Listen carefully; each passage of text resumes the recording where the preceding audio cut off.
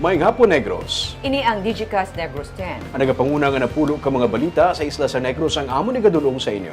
Updin ninyo kami via Facebook, YouTube, kag sa KK Channel 11. Nagpapatian man kami sa FM station nga 91.1 FMR Bacolod. Kagyari na ang top 10 nga mga balita sa Negros, subong adlaw.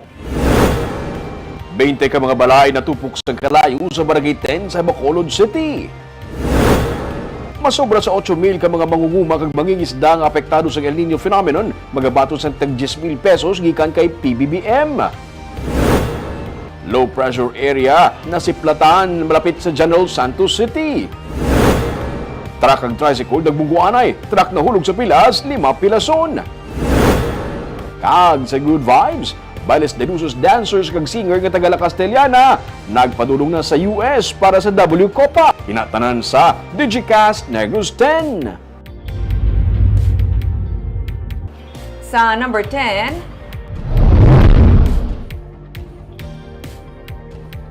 may low pressure area malapit sa General Santos City.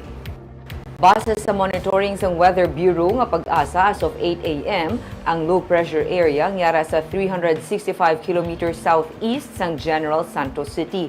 Sunod sa pag-asa, gamay lang ang posibilidad nga mag-develop ini sa isa ka bagyo. Nagiho ini pa southeastern Mindanao kag may posibilidad nga matunaw sa sulod sang 24 to 36 hours. Ang easterly suko ng mainit nga hangin gikan sa Pacific Ocean ang nag-apekto karon sa Luzon kag Visayas, ilabi na sa eastern section, samtang ang Mindanao naman ang apektado sa Intertropical Convergence Zone o kun ITCZ. Ang ITCZ kag ang LPA ang nagadala sa mabunok nga pag-ulan ilabi na sa area sang Mindanao. Ang Negros ang maka-eksperyensya sa magalumon nga kalangitan nga may dala nga lapta-lapta nga pag-ulan kag pagpanaguo.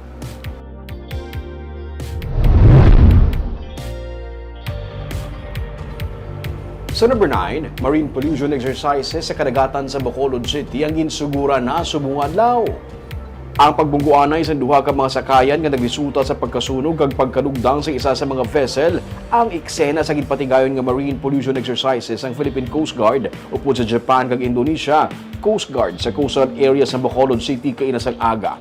Dinigin pakita sa Coast Guard ang kapasidad sa firefighting kag search and rescue operation. Sa bulig sang aerial kag sea assets ng Japan kag Indonesia Coast Guard, mas nangin madasig ang pagresponde ilabi na sa bahin sang oil spill recovery kag containment operation. Kabahin sa katapos ang international observers nga napabilib sa kapasidad sa maritime exercise si Lieutenant Commander Benjamin McIntyre Cabo sang US Coast Guard Pacific Area. Ginapabot niya ang dugang pang mga international cooperation kasubong sang Marpolex, agud mas mapangapinan ang tagsa ka mga pungsod ang kalalauran kag dunang manggad. Ang Marpolex ang may tatlo na kadekada nga ginapatigayon sa tunga sang tatlo ka mga pungsod. Planning this exercise and executing it, this is a testament to months of hard work that they've performed, and I cannot stress how pleased I am as a representative of the United States to be able to participate in this. This is a solid effort. I think anytime you bring in the militaries of 3 allied nations, you introduce a lot of complexity. And I think what the Philippines Coast Guard has done really well is been able to manage that and still put on a very productive and fruitful training evolution.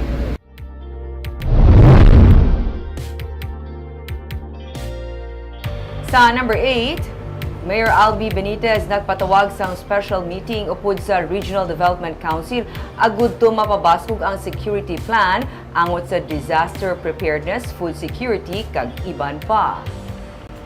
Tuyo ni Mayor Albi Benitez nga nagaserbe chairman sa Regional Development Council 6 nga ma-align ang Western Visayas sa National Security Council. Gani plano niya nga matagan na tensyon sa ginpatawag nga special meeting upod sa katapos sang Regional Development Council sa Western Visayas. Tinutuyo niya nga matagan na tensyon ang bahin sa seguridad para sa peace and order, disaster preparedness, pati na ang bahin sa food security. Sa Bacolod, gindusos ang alkalde nga hiwaton ang pagsinapol. Samtang sa ginhiwat nga RDC 6 full quarter meeting, ginpahayag sang alkalde nga nagaserbe bilang chairperson sang RDC 6 nga magapabilin sa Western Visayas ang bag-o tukod nga Negros Island region. Ang amo nga pagsinapol ang posible pinakaulihi nga pag-preside sang alkalde bilang RDC chairperson. In recognition, of course, of the current events transpiring within our area, no, I thought it wise that all three councils meet and plan out any eventualities that can happen. Sa number 7,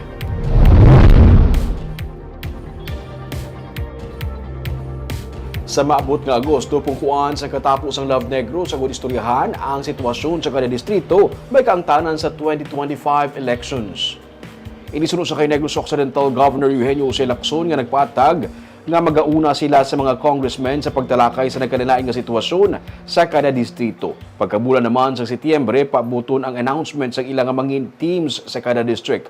Bahin sa 1st District, suno kay Lacson, nagmanifest na si Anay Congressman Jules Ledesma nga willing siya mag-unify sa mga hawhokos ang Tuboso. Suno kay Lacson, ang Tuboso ang nag-isahanon nga lugar sa 1st District nga ginapakontrahan sa kada piniliay. Sinilamang nagpost si Councilor Richard Hawhokos ang litrato nila ni Congressman Gerardo Valmayor nga may caption nga solid first, ipadayon ang pag-asenso sa Tuboso. Suno kay Lacson, natala na pa sila nga magpungko ni Valmayor may kaangtanan sa sitwasyon sa 1st District. Ang bahin naman sa 5th District, ginsiling ni Lacson nga ang UNEGA kag Love Negros Coalition ang mangin sentimento sa mga alkalde sang 5th Distrito. Nagagwa nga si Dina Arroyo Tantoco ang magapapili sa congressional seat, pero sa pagtililipon sa mga mayor sang 5th District upod sa kay Anay Presidente Gloria Macapagal Arroyo, pila ka semana ang nagligad, wala sa may announcement o kon endorsement para kay Arroyo Tantoco nga natabo.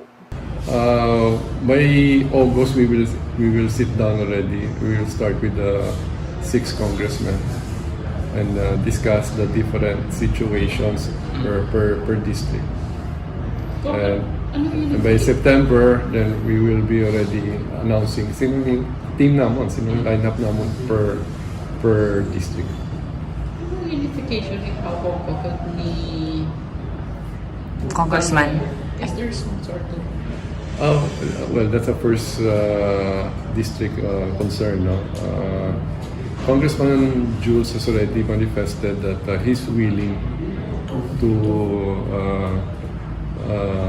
unify with Mayor Hawhokos.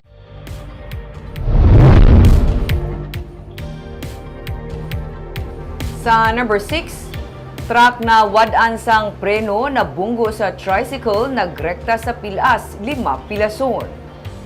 Pilason ang 5 ka mga persona matapos magbungguanay ang truck kag tricycle nga nagresulta sa pagkahulog sang truck sa pilas sa sitio Buta, Barangay Kaliling, Banwas ng Kawayan, Martes sang hapon. Ang driver sa tricycle ginkilala sa kay Allen Parenias. May duha siya ka mga pasahero samtang ang driver sa truck ang ginkilala sa kay Francis Oyus nga may upod nga helper. Sunod sa kay Police Lieutenant Colonel Gary Alan Resuma, ang hepe ng Kawayan PNP, padulong ang truck nga may karga nga bato sa Bacolod samtang ang tricycle yara sa pihak nga lane. Nadulaan sang preno ang truck gani na bunggo sa tricycle nga nagasugata kag nagrekta sa banglid. Maswerte naman nga nasangit sa road signage ang tricycle. Minor injuries lang ang naagom sang 5 ka mga nasamaran.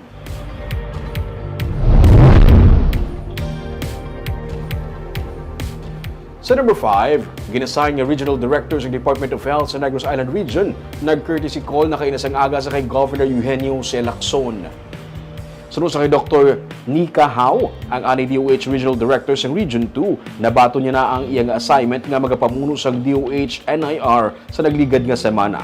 Yara siya sa Region 6 karon kag ginapaabot ang iyaman nga pagabisitahan dason ang Region 7 bilang kabahin sang pagplastar sang logistics kag personnel para sa DOH NIR nga ang opisina ipahamtang sa Dumaguete City. Sa karon, ginalantawan ay ang paghulam sa personnel gikan sa Region 6 kag Region 7, pero sa tiun nga maplastar na ang tanan kag may plantilya kag kaugalingon nga staffing pattern ini. Sunod sa kay Dr. Adriano Subaan, ang DOH Western Visayas Regional Director, nalakip man sa igaplastar kag turnover amo ang Corazon Locsin Montelibano Memorial Regional Hospital nga nagaserbi nga isahanon nga tertiary training hospital sa bilog nga NIR. Samtang giningadlan naman sa Commission on Elections ang mga acting regional executive directors ng NIR kag ini sa persona ni Attorney Lionel Marco Castellano nga gikan sa Region 7. Suno kay Governor Eugenio C. Lacson, nalipay siya sa madasig nga pagplastar sang tanan. Nagahulat pa man siya sang pag-convene sa technical working group. Sabi nga ni RD, wala pang actual opisina. Isi-set up pa lang sa Dumaguete. But I've been assigned last week. So this week I'm spending it in Region 6, next week in Region 7. Getting to know everyone, understanding the issues lang din po. No? But we're hopeful that within this year, we're able to set up at least a temporary office na in Dumaguete. For us, it was just a matter of time na magkakaroon talaga ng bagong region. And for the Department of Health, we have already prepared our plan as well.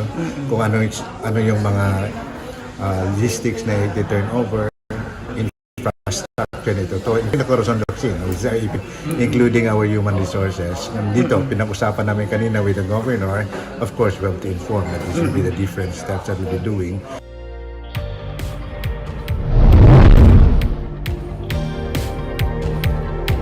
Sa number 4, dugang nga 10 MLD o kun million liters a day nga tubig ginapaabot nga magapaganhagan sang kakulang sang supply sang tubig sa Bacolod.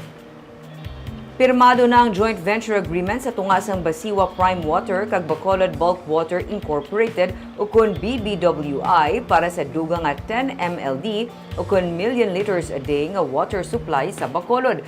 Gani ginapaabot ni Mayor Albi Benitez nga malubad na ang problema sa kakulang sang water supply sa southern area sa Bacolod. Nalakip diri sa Barangay Mansilingan, Handumanan, Felisa, Alihis, Tangub, Takuling, Pahanukoy, Sumag, kag Singkang Airport.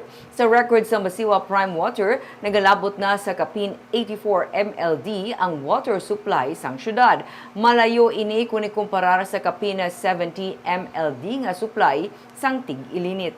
Ginalauman ni Benitez nga masugura naman ang intake water and filtration system project sa Matabang River agud malabot ang target nga kapin 120 MLD nga magapasiguro sang sufficient nga water supply sa syudad. Sino man undertake sa Matabang project, Mayor? Maliit ang prime water. May alas sila water rights sa Matabang River. I-augment na lang sa mga iba nga may mga ka-propose man, nga may mga filtration system na, may mga pipes na. So I asked them to talk among themselves para mas malasig. Ang option for additional water concession or open Japan? Yes, open Japon. I am actually waiting for ang water security plan. Ngayon pa kayo natin. Basiwa will present its water security plan and together with Prime Water. Okay?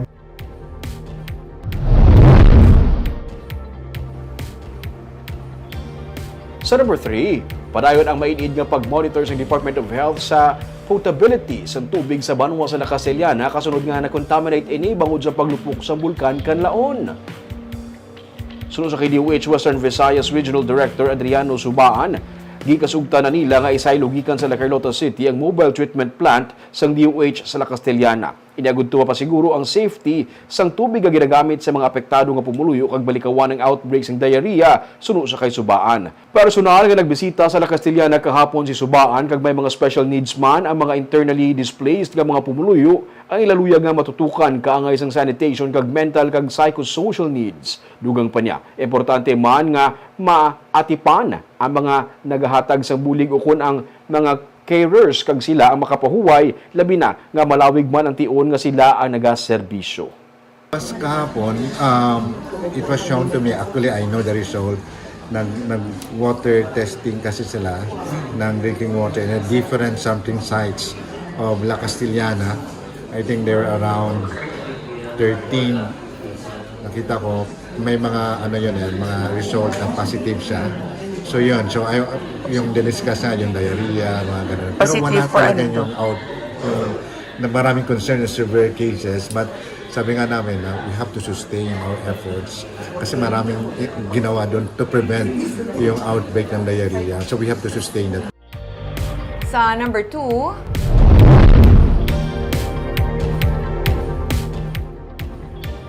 masobra sa 8,000 ka mga mangunguma kag mangingisda nga tuman apektado sa El Nino phenomenon ang magabaton sang bulig pinansyal gikan sa presidente sa iya nga pagbisita buwas nga adlaw sa Bacolod City.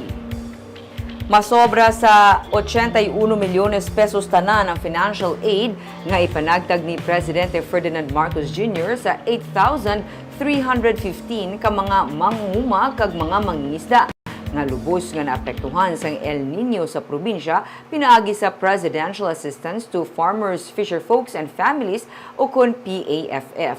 Kada isa sa ila magabaton sang tig 10,000 pesos. Sunod sa kaya PCO ASEC for Television Dale De Vera, ang ini nga mga benepisyaryo ang pre-identified na nga daan. Ang Department of Agriculture ang nag-verify kung bala ini sila ang severely affected o kung lubos nga naapektuhan sang El Nino. Sa ceremonial distribution sa buwas sa UNOR, mga alkalde ang magabaton sang kantidad kag amo ang mag-distribute sini. Gintagaan sa Malacañang ang mga LGU sang 30 dias para ma-liquidate gilayon ang pondo. Ginapaabot nga may kapin sa 10,000 ka mga pumuluyo ang magatambong sa programa. May Lab for All Man nga programa o kun libre nga laboratory sa auditorium sang universidad. Gikan sa Antique magapadulong sa Bacolod ang presidente kag magarekta sa Dumaguete City. The DA has a list ng mga fisher folks and farmers na nagsabing they're affected. Meron sila master list, but ang bibigyan po ng assistance ay yung nag-declare na they are severely affected by El Nino. Kag sa numero 1 sa subong adlaw.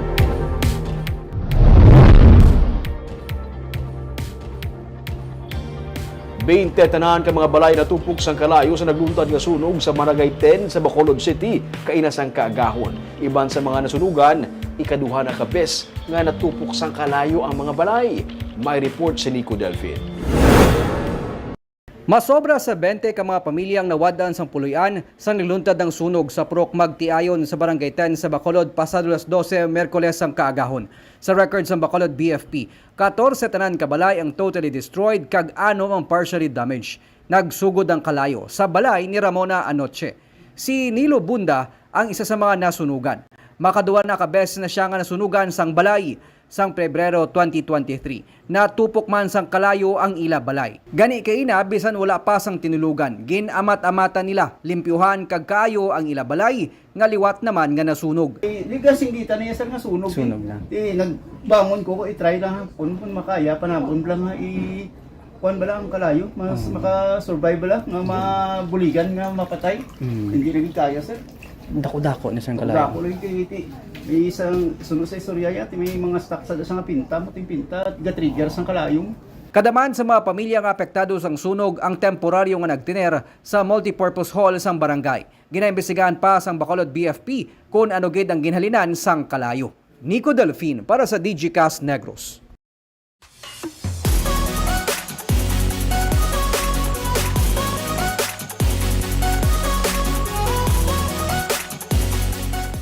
Sa Good Vibes, mga taga-Lakas Saliana kabahin sang W Copa team sang Pilipinas nga maga-compete sa World Championships of Performing Arts sa Long Beach, California.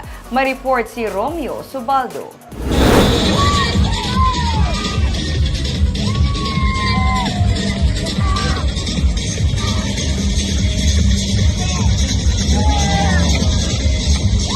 Award-winning nga Bailes de Luces o Festival of Lights Dancers sang Lakas Teliana. Kabahin sila sang 67 ka mga Pinoy artist nga mag-compete sa World Championships of Performing Arts o W Copa sa Long Beach, California. Pati na ang singer nga si Annalyn Pialan. Si Annalyn, ang 23 anyos nga estudyante sa STI West Negros University kag taga-barangay Kabagnaan. Antes magbiyay pa Estados Unidos, nangin masako ng iyang mga preparasyon. My preparations are, syempre, practice every day and finding funds. Magakumpit man liwat ang Bailes de Luces ang Banwa nga nakakuha na sa pila ka mga medalya sa pila ka mga kompetisyon sa nagkanilaing nga mga pungsod.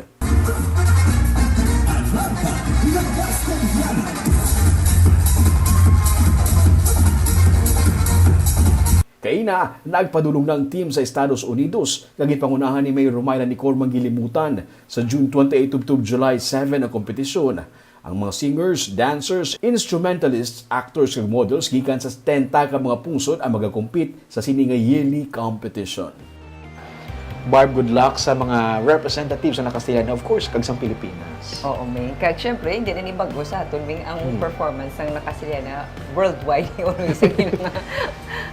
Kag ang ito mga balita sa Negros Subong Adlaw. Kay man sa panahon karon, importante nga may ihibalo ka sa nagkakatabo sa imo nga palito. Pero dapat balanse kag eksakto mga impormasyon. Padayon kami nga magapangalagad sa Negrosanon. Ako si Barbara Mijares. Tubtub sa buwas, ako naman si Romeo Subaldo, mayong hapon.